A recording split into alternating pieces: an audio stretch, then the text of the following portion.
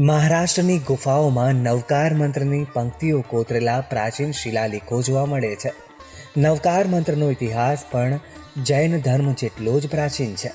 મહારાષ્ટ્રની પેલ ગુફાઓમાંથી મળેલા શિલાલેખોમાં નમો અરિહંતાણમ જેવા વાક્યો જુદી જુદી લિપિમાં જોવા મળે છે, જે નવકાર મંત્રની પહેલી પંક્તિ છે. પેલ ગુફાના જે શિલાલેખો પર આવા ઉલ્લેખ જોવા મળે છે તે ઈસવીસન પૂર્વે 200થી 100 વચ્ચેના હોવાનું ઇતિહાસવિદો માને છે.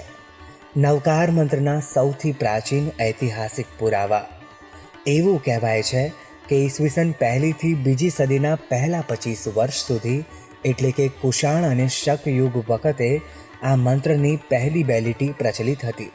ત્યાર પછી 1લી થી 2જી સદી વચ્ચેના હાથી ગુંફા શિલાલેખોમાં નવકાર મંત્રની પહેલી 2 પંક્તિ નમો અરિહંતાણમ અને નમો સૌવે સિદ્ધાણમથી શરૂ થાય છે.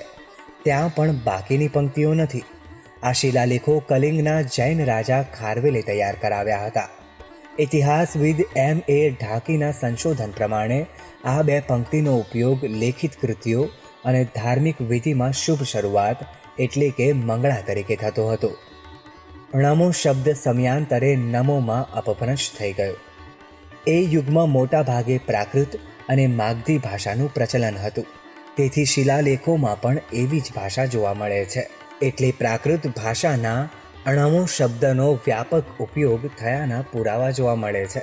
જો કે હાલ મોટા ભાગના શ્વેતાંબર જૈનો નમો શબ્દનો ઉપયોગ કરે છે.